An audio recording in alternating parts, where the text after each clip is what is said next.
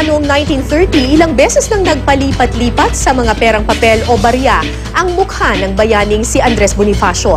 Tila hindi na nga napirmi ang bayani sa isang denominasyon na ngayon ay nasa 10 piso naman. Ano nga bang dahilan nito? Alamin yan sa News to Go ni Ivan Mayrina. Sa inaraw-araw natin paggasta ng pera, memoryado na siguro natin ang mga mukhang nakalimbag dito. Lalo na si Pepe na nasa piso. Si Bonifacio. Kuya, nasa yung bariya ba? Nasa 5 piso. 5 pesos. Sa 5 piso. Ginaldo? Bakit napunta sa 5 piso yung Ginaldo? Bakit ganun? Mapera ako, hindi ko ata alam yung pera. Mula 1930, 4 na beses ang pinalipat-lipat ang mukha ni Bonifacio sa perang papel man o barya. Ito ay isang maliit na portion sa malaking koleksyon ng papel. Masarap din ang pakiramdam ko. Pakiramdam mo kung meron ka nung ganong pag-aari. Kung hindi nakatago sa mga baul ng mga kolektor tulad ni Alex, ang mga lumang pera masisilip na lang sa mga museo. Taong 1930 nang unang nailimbag sa 10 sentimos ang mukha ni Bonifacio. Nang itatag ang Bangko Sentral ng Pilipinas noong 1949, inilipat siya sa 20 pesos katabi ng kapwa niya katipunero na si Emilio Jacinto.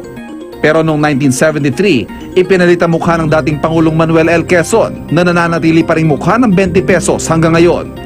Sa panahon ding ito, inilipat ang mukha ng Supremo sa kulay berdeng 5 pisong papel. Pero makalipas ang 10 taon, muli siyang inilagay sa 2 pisong barya na kalaunay tinanggal din sa sirkulasyon. Muli siyang ibinalik noong 2000 sa 10 piso.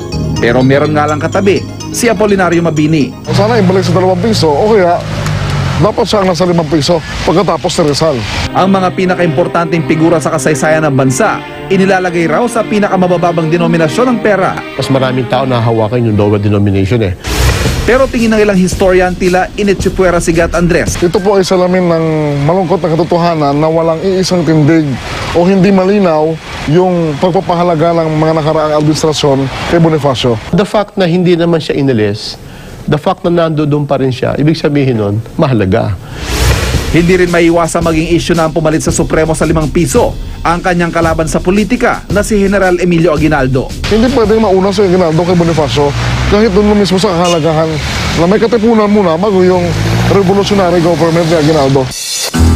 Ang mga pangyayaring ito salamin na nga siguro ng hindi pagkakasundo sa sarili nating kasaysayan. Nakalulungkot lang isipin na ang biktima pa ng pagkakaiba-iba ng mga opinyon, mismong ama ng himagsikan na bayani noon hanggang ngayon. Ivan Mayrina, GMA News.